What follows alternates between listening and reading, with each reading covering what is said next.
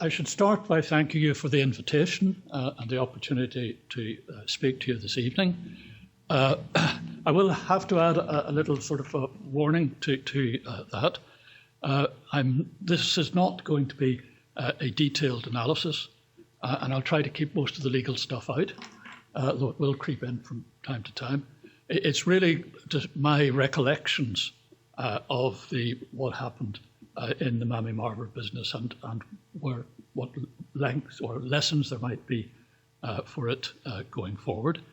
As hinted, I very much will welcome questions, and normally one takes questions at the end, but if you see I'm running out, if I happen to run out of steam in the course of this, then a little break in the form of a question will be welcome, and I should not have come here without my milk water. Oh. So there we are. As I said in the introduction, the interception of the flotilla and the forcible occupation or capture of the ships received a lot of publicity, all of which focused on the headline figure that there were 9 Turkish gentlemen on the boat who died as a result of the attack, and there were no fatalities on the Israeli side. And that made people to say, there must have been something wrong to have a situation where 9 dead there, nobody dead there. What on earth? And that was fueling the outcry. Of course, the outcry, a lot of it was the usual suspects in these matters, but they were getting a degree of traction on that. I remember looking at the first news coming in it, and was pleased to see that the IDF was on the ball, because they had taken their own cameras looking at the boat, and you could see that there was a two-way fight going on the boat, so that helped in that situation. But because of the outcry, there were lots of people who were calling for an international inquiry into the incident. And the Israeli government response to that was to say there will be an Israeli inquiry into what happened. At this point, Obama said that an Israeli inquiry with an international element would be welcome, would be okay. I didn't pay much attention to that, but it was shortly after that I got a phone call from Dean Godson, who said that people had been in touch with him and we were wondering, would I be willing to be an international observer on this? And I said, well, yes, it'd be interesting. And then Dean said, well, you'll get a call from the Prime Minister's office shortly. I realised, of course, he was talking about our Prime Minister rather than the Israeli Prime Minister. And indeed, it was a few days later I did get a call from that office saying, and we had a pleasant chat with one of the staff at the time. And he said he'd come back to me. And then silence went on for ages, nothing happening and all the rest of it. And I can't remember now what the interval was, and I decided, oh, well, I'll phone up. I had the number of the gentleman in the Prime Minister's office. I phoned him up and I said, what's going on? And he said, right, yes. He said, at the moment, the papers are on Obama's desk, and we hope that he's going to sign them off over the weekend.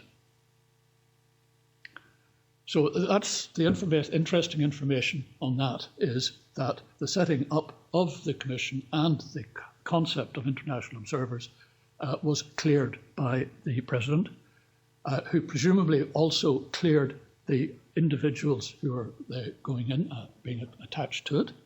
And in a situation where you've got 2 observers attached, then the obvious thing, 2 sides of the case, that probably, in all probability, one of them was the nomination of Obama, and the other was the nominee of the Israeli Prime Minister. I didn't think that I was Obama's nominee. So that then made it clear that Ken Watkins, the Canadian former head of the that part of the army that's there to observe that the proper procedures are followed and international law is respected and all the rest of it. And Ken knew his stuff. And it was good to have someone who was familiar with all the law the law of armed conflict, and international humanitarian law, and all the rest of it, and that was welcome. Of course, when we got there, our first meeting, we had a presentation from the IDF about the incident, and we were talked through right from the point at which the flotilla was assembled and proceeded, and as I say, the matter was talked through. I noticed, looking up, maps were shown, and the maps changed from time to time as the narrative went on.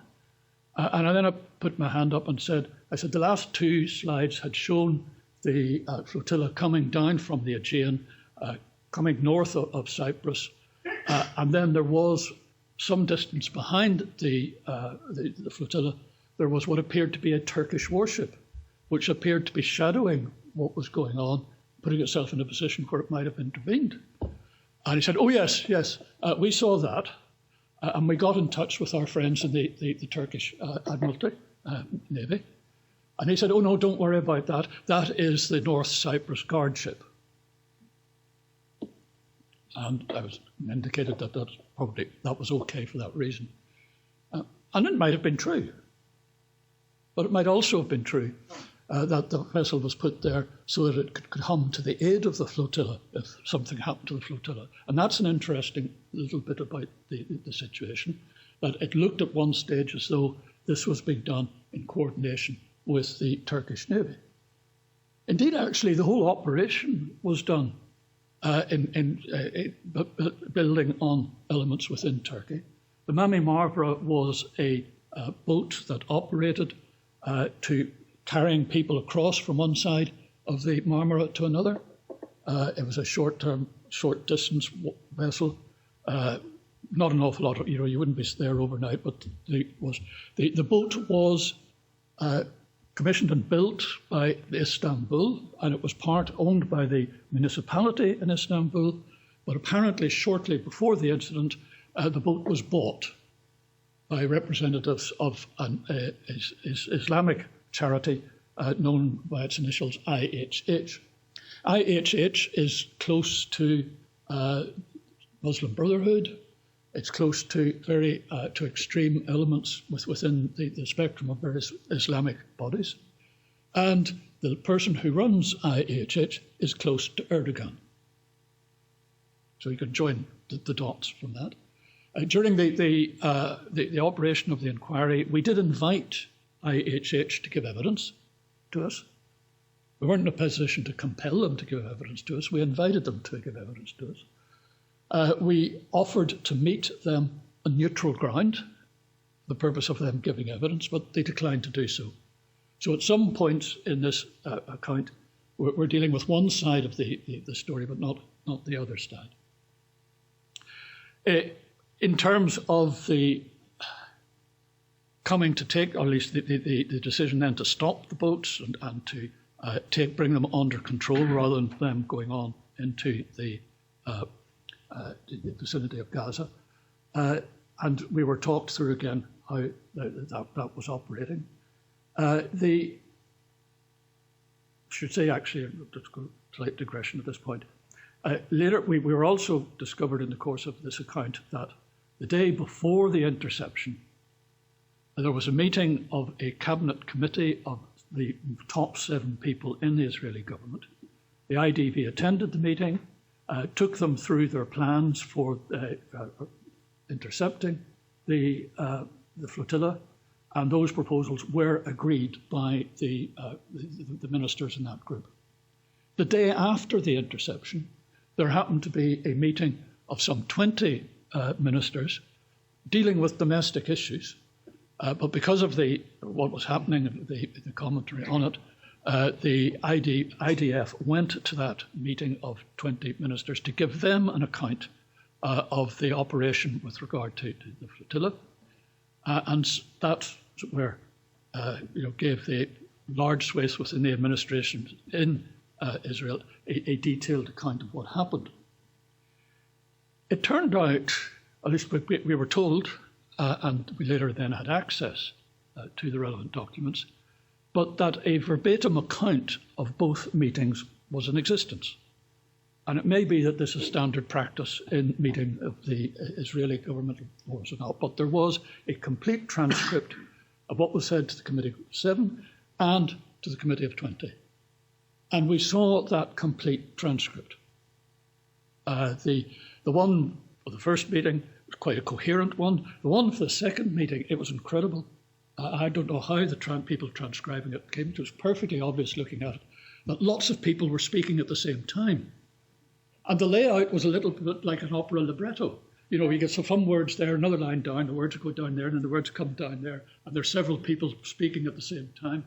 And as I said, it just looked like that. But I said to, shortly afterwards, when I was back here, stopped a person who had been cabinet secretary in our system, and I described this incident to him whereby, as I said, every word that was spoken in these two ministerial meetings was in the text, and we could see everything there. You should have seen the expression on his face when this was mentioned, because the business of keeping records of cabinet meetings, it hasn't gone very far in the UK, and it certainly hasn't gone as far as that. In jumping back a bit before that, when we were getting the description of the operation, I did interject quite tentatively, saying it's not my business and I have no expertise in this and all the rest of it. There's a situation, though, where you've got on one of the ships 700-odd people there. Makes me think about what is it that this should be treated as a sort of what one would do with a civil order or civil disorder situation. Where we've got, it happens occasionally where people are demonstrating against something and there's a large number of them and they're bordering on becoming violent. And then the question is, in dealing with public order issues like this, there's a well-known way of doing things that with what you do in this sort of situation is you gather together large numbers of your forces to make it clear to the people concerned that if this turns violent, we have the capacity of dealing completely with this. And you move slowly, no shocks, no sudden movements, but you slowly, bear down upon this potential grouping of people who potentially could become violent, and you deal with it in that way. And I said, and while I said I can imagine what your answer will be to this, but surely it would have been better to do this in daylight rather than during the night time. And he gave me the answer which I expected about the advantages that the commandos would have with regard to the goggles that enable them to see better at night than otherwise. But when, sometime later, when I had the opportunity to go through the transcript, I was fascinated to see that at the meeting of 7, that the head of IDF, speaking to the minister, he said, of course it can't be done at nightfall. We have to do it in daylight. But it was done at nightfall, not in daylight. So the head of IDF there must have been an interesting argument with either the Navy or the commandos as to all this nature. But I was fascinated to see that. Not important in the grand scheme of things, but I thought it was interesting. I mentioned it to the chairman, the secretary to it, because we had the transcripts, but the transcripts were kept in a safe in his office, and we could take them out and read them, and then they had to go back in. And he said, yes, the people from the IDF, they came down the other day, and they got hold of the transcript, and they blacked out the exchange from the head of the IDF saying it has to be done at daylight, not at night. Now, why they bothered to do that, I don't know, because it's perfectly obvious from the context what was being talked about. And I don't know how they knew that they had to come down to deal with this. I doubt if they were routinely bugging what we were saying. So I have suspicions as to whether, I think, because I did mention to our secretary when I discovered this little conflict, and I don't think Gottlieb would have deliberately, but it may be the word leaked out and it's constantly resulted in that coming through. Anyway, dealing with the interception of the boat itself, I was just refreshed my memory about some of this afternoon. One of the commando team who gave evidence to us recalled how the briefing they were given was that if they when they go on this boat, they can expect to meet hostility, But they said it's not likely to be violent hostility, it's more likely to be verbal, and they'll be saying nasty things about you to try and provoke you and all the rest of it.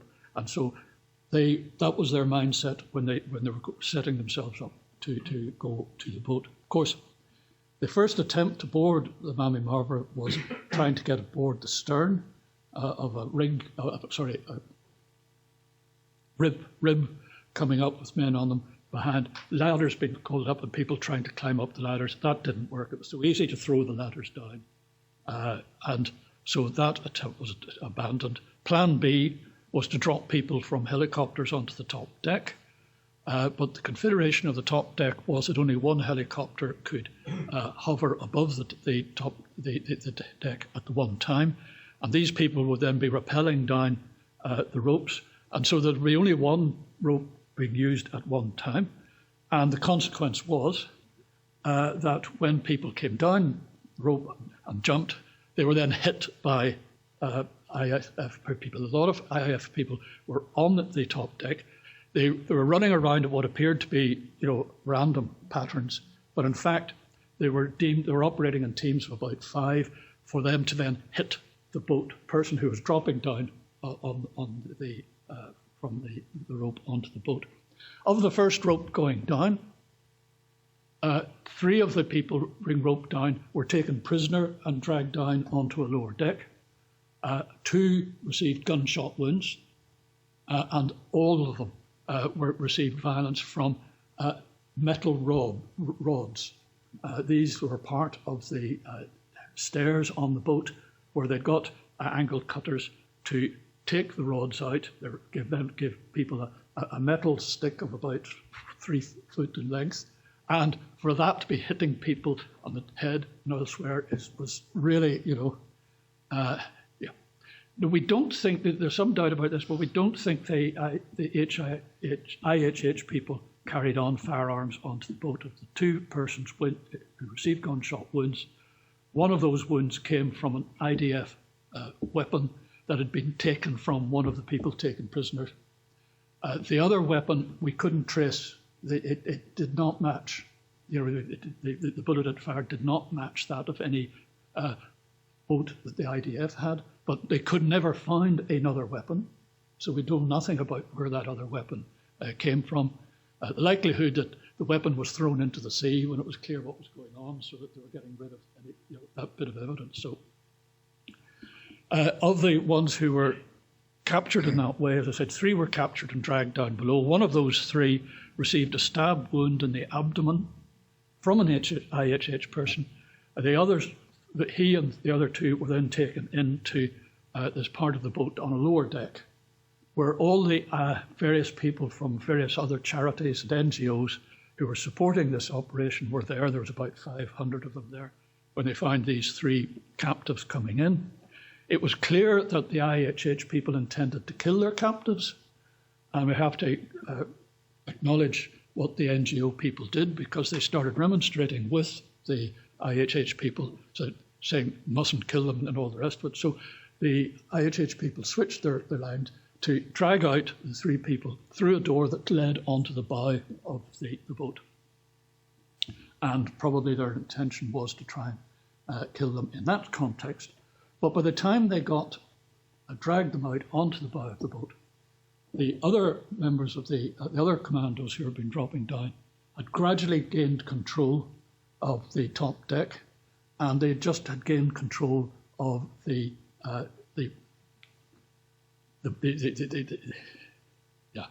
senior moment as to what you described, the place where they run the boat from, all the rest of it. Anyway, they got the bridge. Thank you. They got hold control of the bridge, and they saw what was happening. And at this point, some of them. Now, I should have said that the commandos who came down had personal weapons, either pistols or mini Uzis, but they were usually strapped at the back, and they were there for a fallback situation.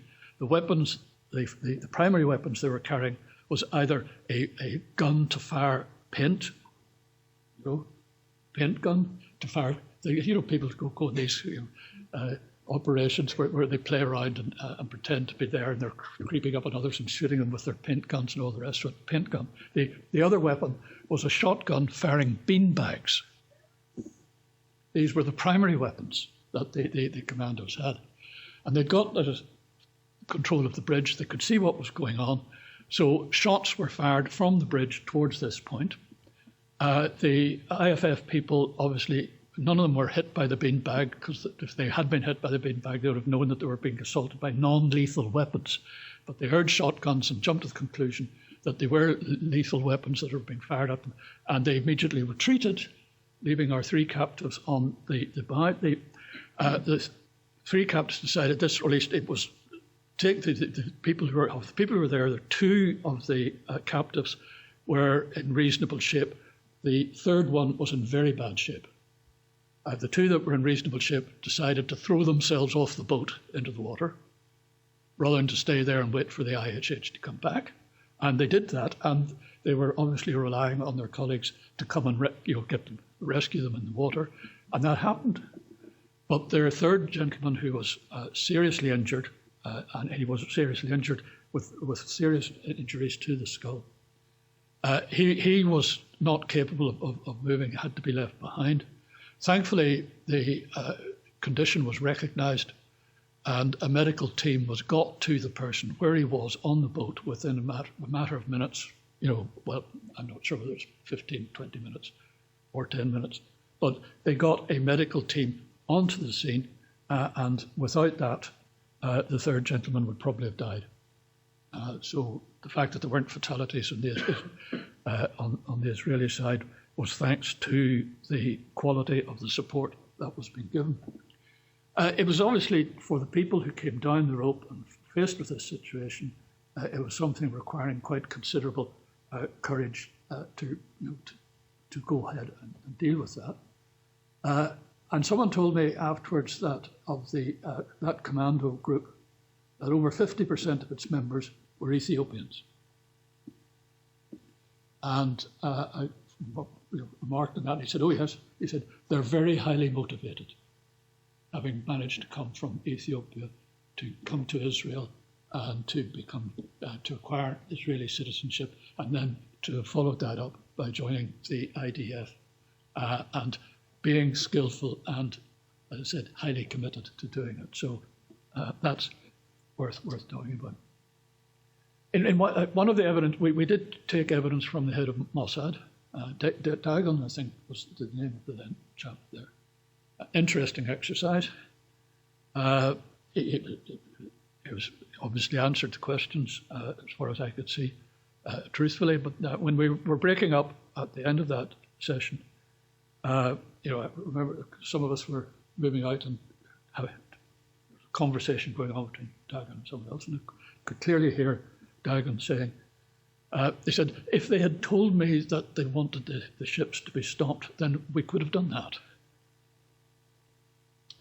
Which is one nice little comment at the end of it. I have another nice little comment to add to this on the issue of stopping the boat and all into that.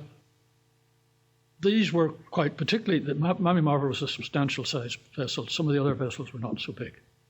But Gaza is not a port.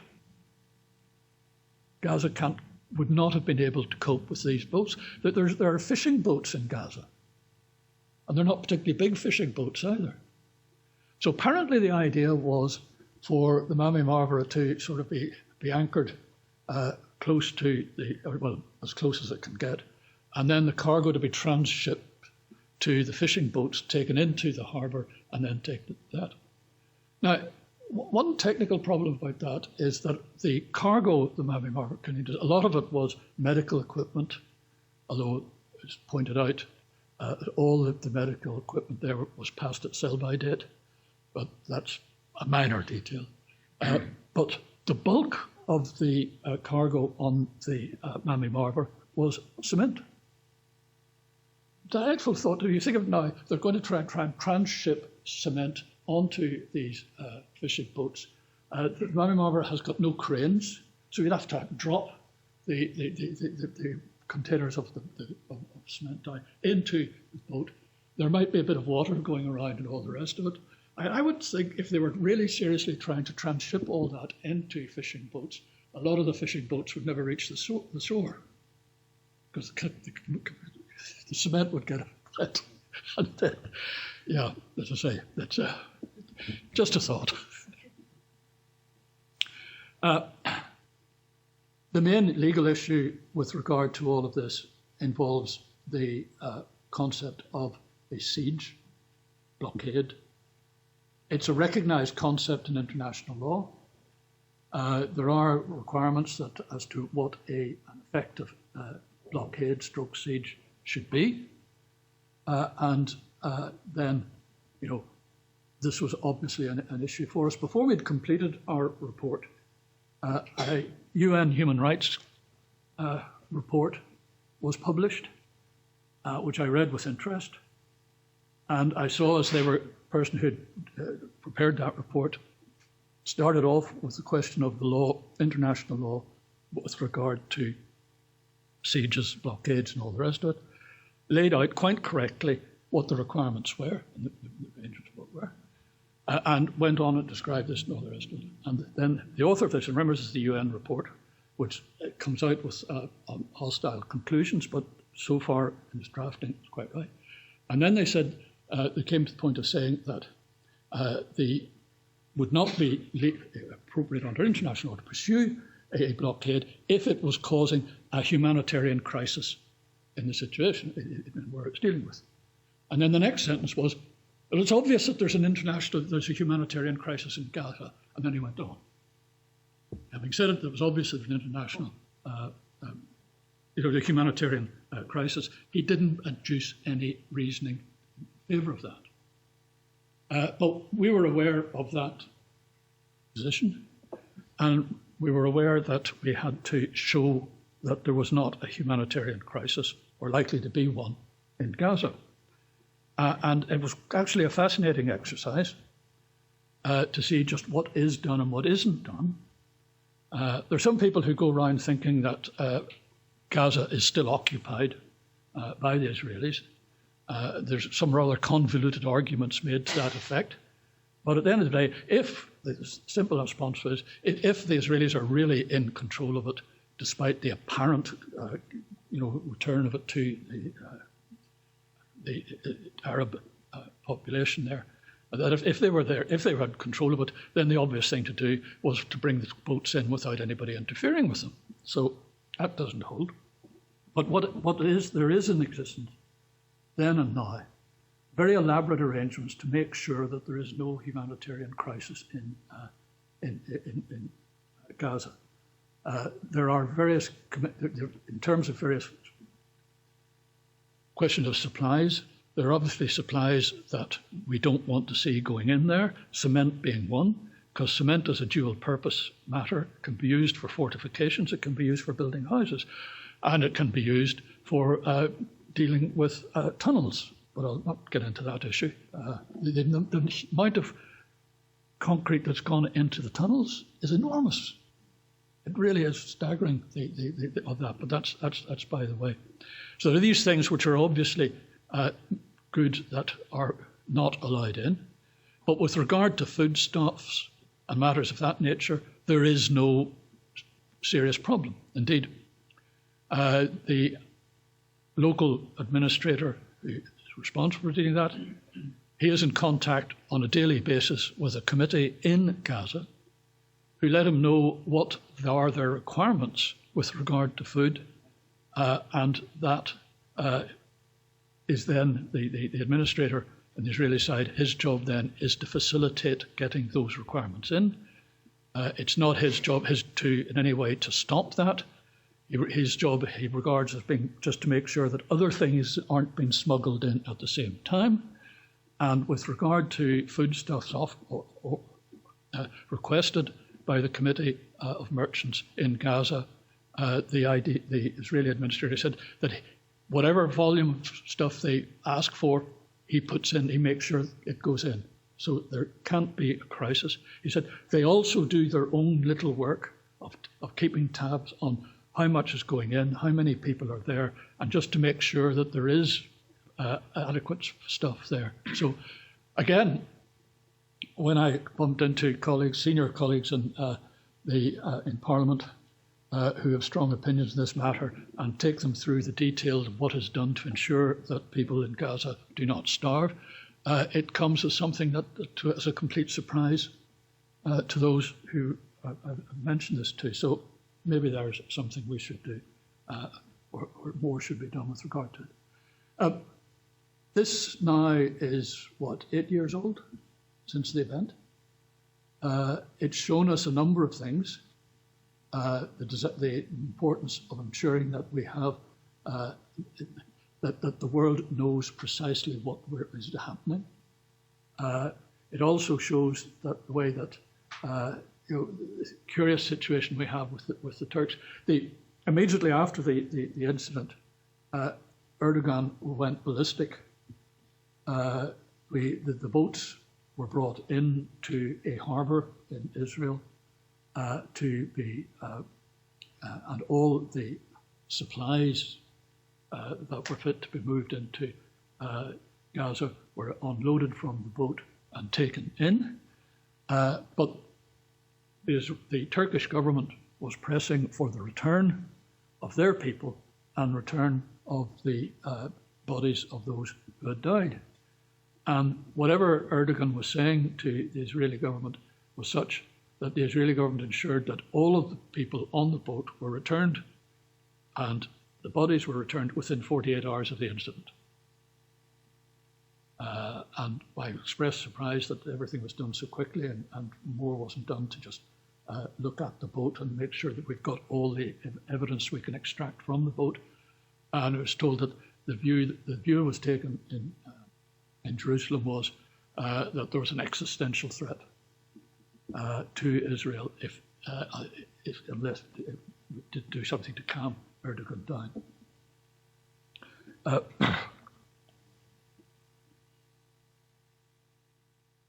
I have another point to make, but I've run out of steam just for a moment on that because I'm thinking about looking at it in terms of the consequences. We can see from that what's now also clear how volatile Erdogan is, and because he might be on good terms with you one day, there's no guarantee where it's going to be after that. We've had, as the Syrian situation has developed, a very complex and a very difficult situation that has come. The recent incidents over the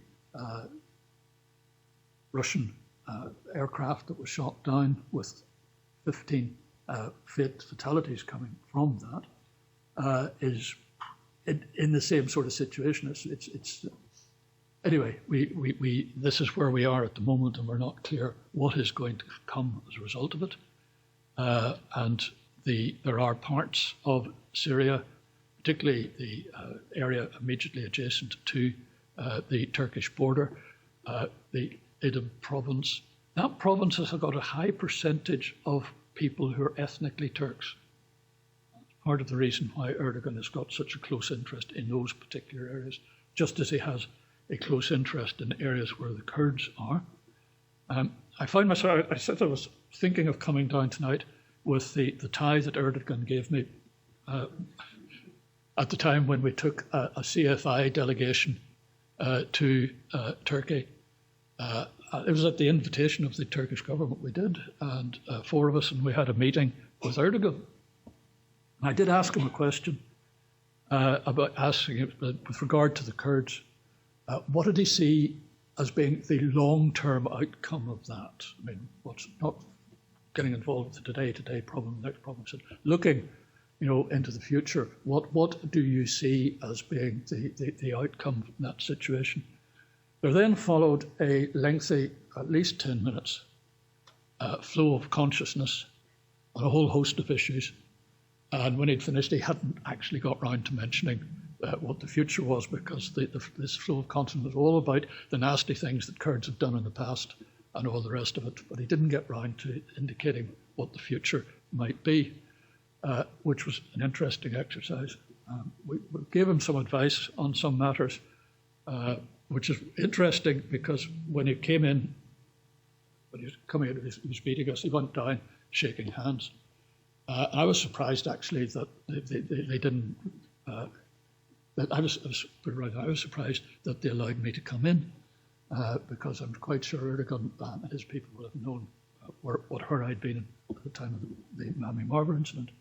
When Erdogan was going down, shaking hands, when he came to shake hands with me, he was looking over my head at the time when I was doing so, which I thought, there you go.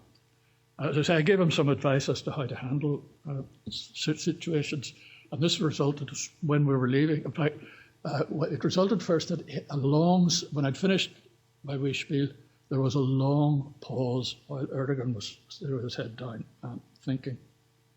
And when we left, again, he shook hands. This time he did actually look at me, and I got what I would call a wry smile. But that's just, by the way, it's an amusing aspect of it.